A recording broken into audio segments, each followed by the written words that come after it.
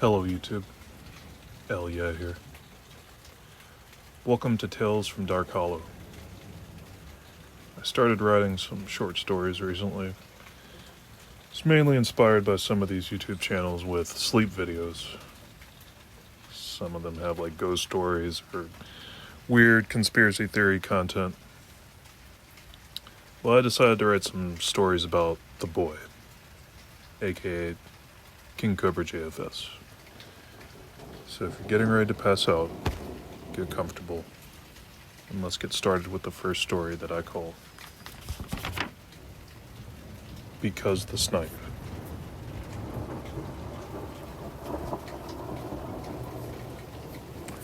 Warm July night in Casper, Wyoming.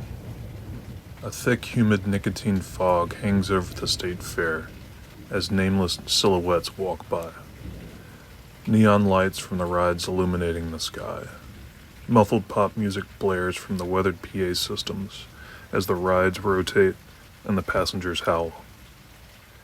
The wind pushes me around, my filter long since stained with dirt and debris. There are other snipes on the ground around me. I can hear them screaming, their cries almost as loud as the carousel's calliope. Why are we here? So many faces. I see so many faces from down here. Thankfully, there have been no scavengers yet. Only displeased families and drunken date-night couples. A large man in a hockey jersey inhales a steak and cheese while throwing the foil wrapper at the trash can and misses. The wet wrapper rolling past me. A mosaic of filth. What is this purgatory? Clouds of vape juice waft like Agent Orange and green infernos. Then I see them. 3 men approaching. 2 of them wearing TJ Maxx fedoras, while the straggler is fitted with the latest in dish pit fashion. The 2 men in fedoras have long, stringy hair and move in stuttered formations like retarded velociraptors. The straggler has bulging eyes with Sharpie mascara and is vertically filming their night quest. They are in search of snipes. I must hide. I can smell it on their breath. The longing for that brown tar must. Letting the smoke fill your lungs with 1,000 past lives.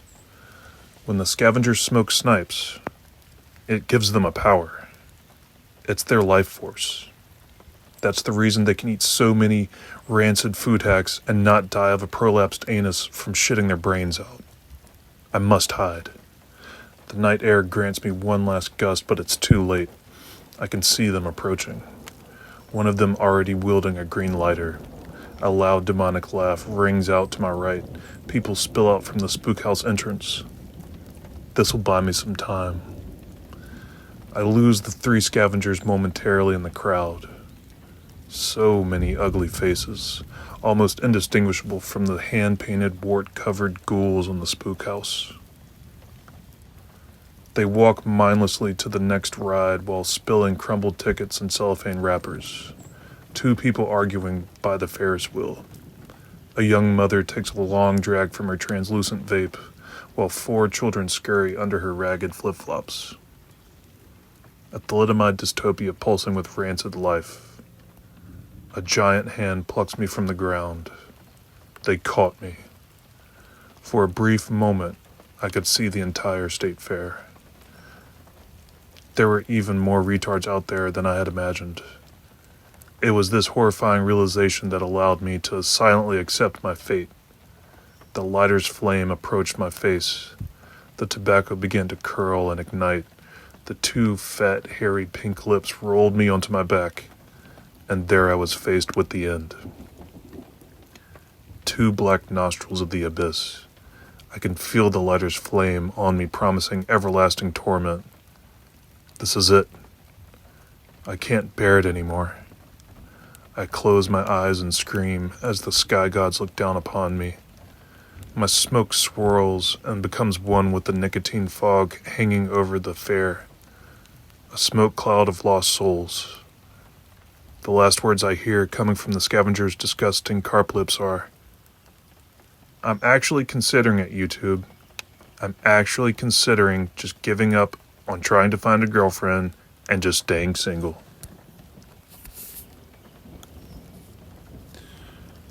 Well, maybe people will think twice before picking up their next snipe.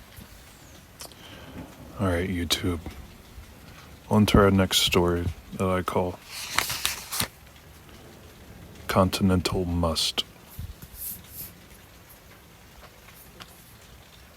Steel doors burst open as medics swarm around the stretcher.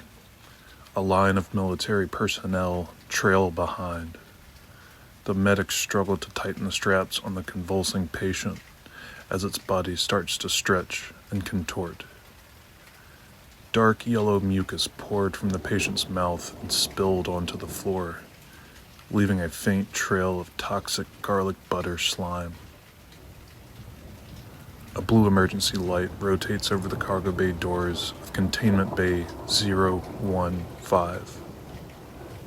The straps begin to fray and snap as the medics quickly deliver the specimen and flee the metal enclosure. One of them slips and falls on the patient's mucus trail. A deep thud rings out behind him. The stretcher is now empty, the broken straps stained with bile. The cargo bay doors slam shut. Black.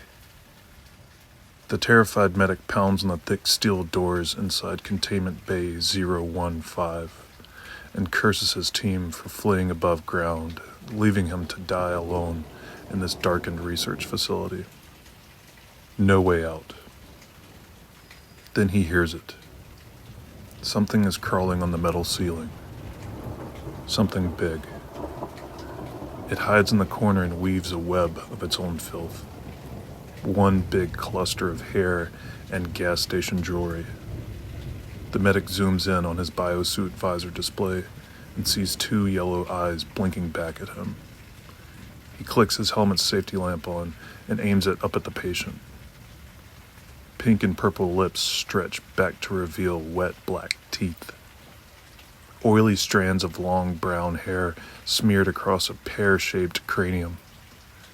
The mouth opens wide. It leaps to the ground with a thunderous landing. It inhales a deep breath and bellows a deafening shriek of Ozzy lyrics in reverse. The medic screams for his life, and that's when the lights flicker on. Alarms blare as the cargo bay doors slowly open.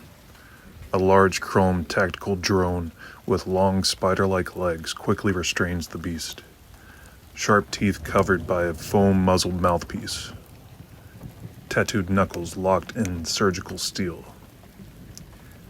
Giant computer monitors flicker to life on the walls as scientists are escorted in. They pause momentarily to watch the beast struggle with its sparkling captor. The drone hovers over the patient and douses it with car wash cleaning agents. Rainbow foam on blackened teeth. The filth washes off in chunks and circles down industrial-grade drainage systems. A doctor clears his throat and steps towards the beast. Teal latex gloves snap onto the doctor's hands as he leans in to examine the Boglam's wandering eyes. Low, steady growls and nostrils flaring. You don't really want to hurt anyone, do you? This is for your own good, boy. We are simply cleaning you. If a Boglam, like yourself, is not properly sterilized, very bad things can happen. Look, your teeth are already shrinking back to normal. The bog's scissor-like fangs slowly retracting back into the diseased gums. The doctor continues, not to mention, we have a new scent for you to try. You'll be the very first one, in fact. Besides, you're our most prized sponsor. The doctors moved in as the patient cowered in the corner. A murder of crows outside flew away in fright as the Boglam screams rang out from the Grondike Soap Research Facility. Well, that is so unfortunate for the boy, isn't it? He does not like those showers. Well, let's continue with our next story, called The House That Juan Built.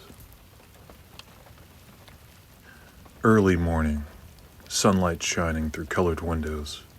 Crows click their unknown language outside as black coffee bubbles to life inside the luxurious kitchen.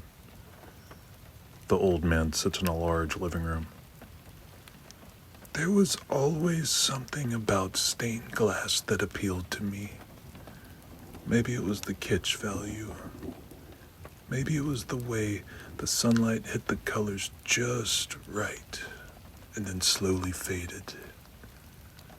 This coffee is taking much too long, the old man sighed while looking out onto his property. No worries, would you like to take a break? The podcaster asked while adjusting his audio recorder. No, that's quite all right. However, you must leave at the time we discussed. After this story, of course. Of course, sir, and thank you again for having me. The nervous interviewer scratches his scalp and sips a canteen of cold water as a withered butler gently presents 2 cups of coffee in an odd-shaped spittoon. The old man produces a tin of chewing tobacco and inserts a chunk in his jaw as the interview begins. So that's when I decided to leave Europe for good and move to Casper, Wyoming. I've always been one for a good local legend. When I heard about Juanwood, well, I instantly dismissed it as some bad joke or a duster addict's daydream. Some video footage surfaced years ago, but that was quickly debunked by documentarians like yourself. I'm a collector of regarded artifacts, as you can see. I've traveled the world in search of the gayest shit imaginable. No homo. Some would consider my expeditions to be a foolish exercise for the ego. I couldn't be further from the truth. I simply want the world to know these things exist. These things can be used to change your life. These things can be used for good or evil. A gentle breeze outside blows the wind chime into a song. The old man lowers his mouth down to the spittoon. There was once a king who lived in a clock tower, the old man started while he packed his pipe with Doritos. A king who mastered the art of the occult. One day the king found a strange piece of wood in the local cemetery. He decided to shave and paint this piece of wood and call it a magic wand.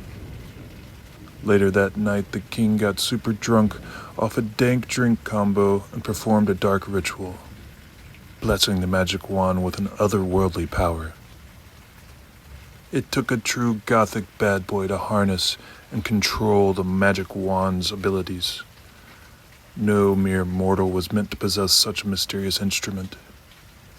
But the king made another wand, and another, and another.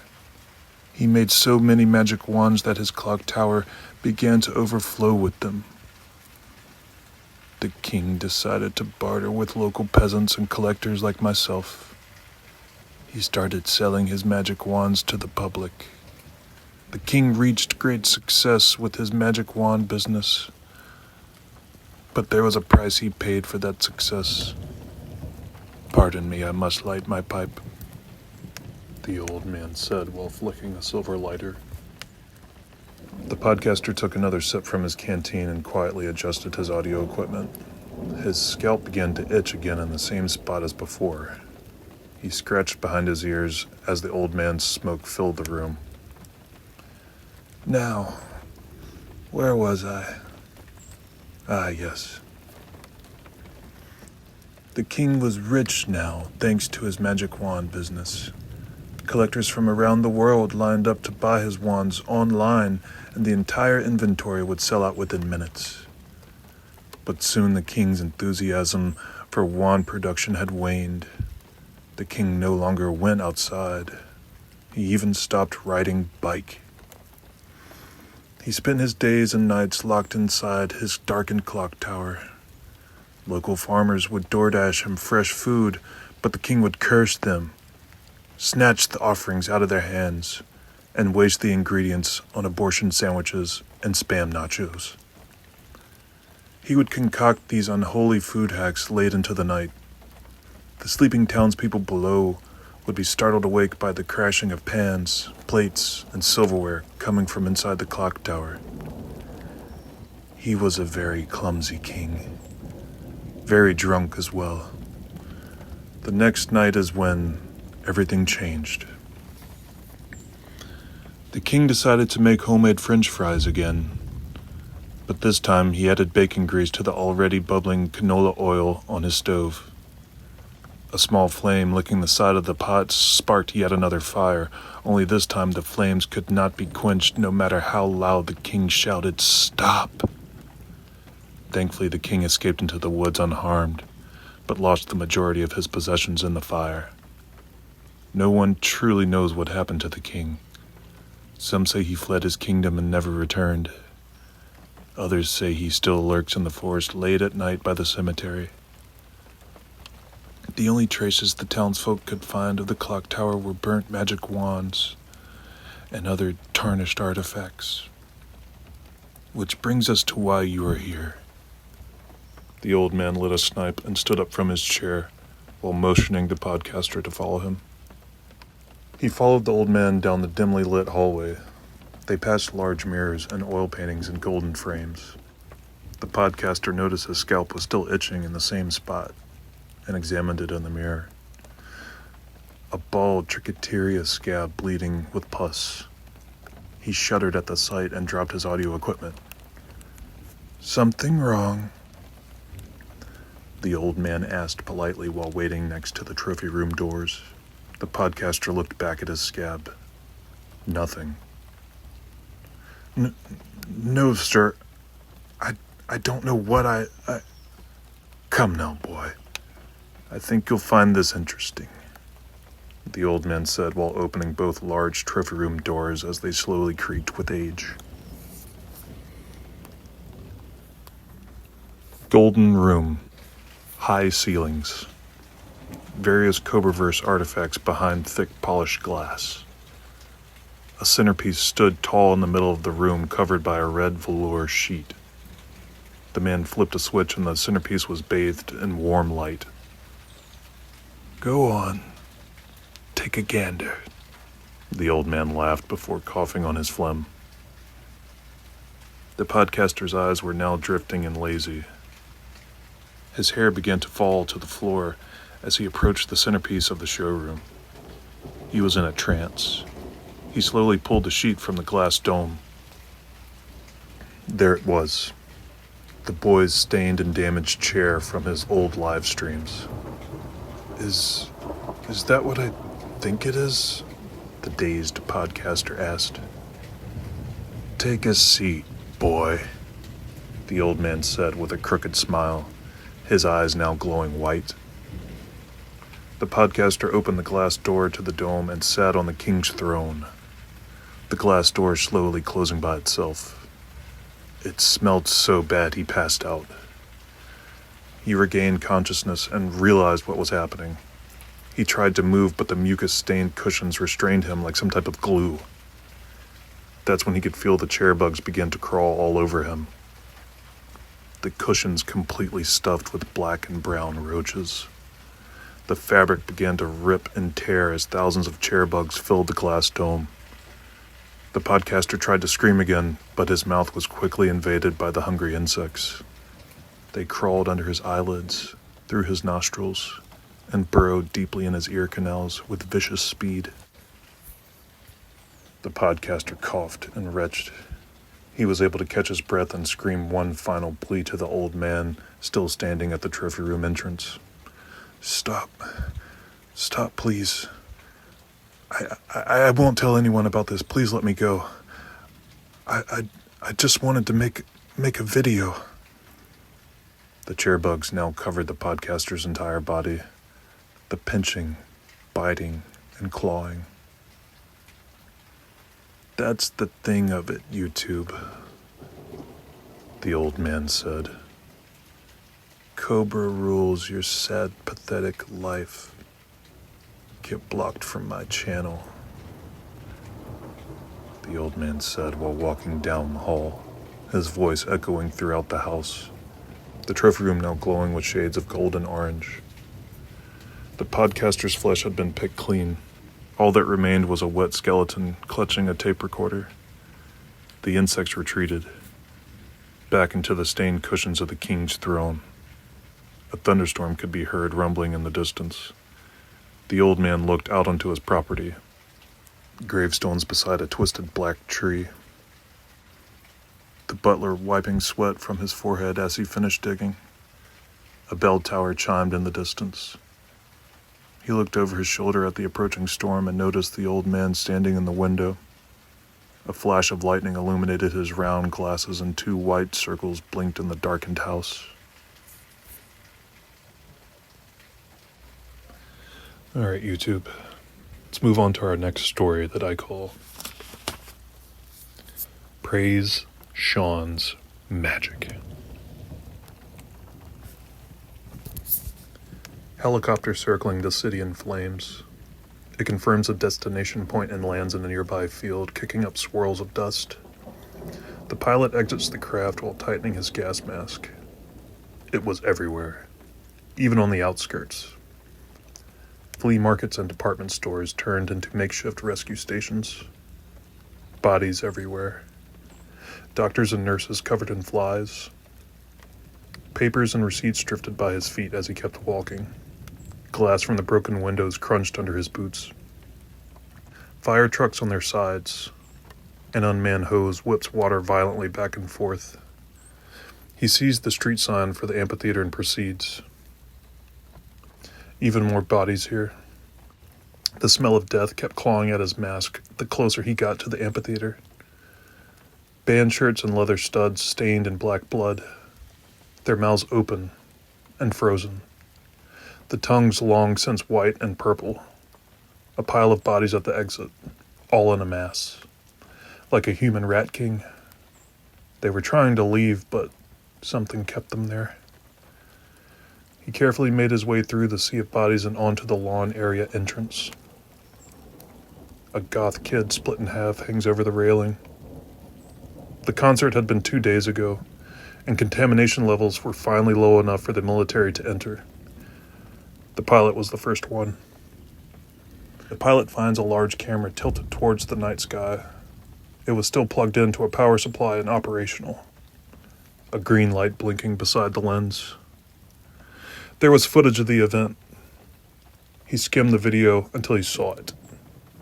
The BC Rich Warlock on the concert stage screens. A sick guitar solo crackled through the sky. Spooky tuning so loud it drove the audience into a slack-jawed frenzy.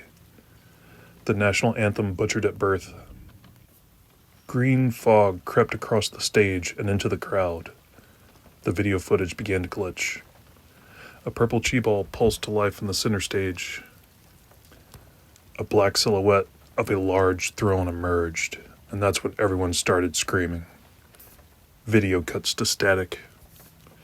He dropped the camera and aimed his flashlight towards the stage. He scanned it slowly, but saw nothing. Just demolished equipment and smoking guitar amps.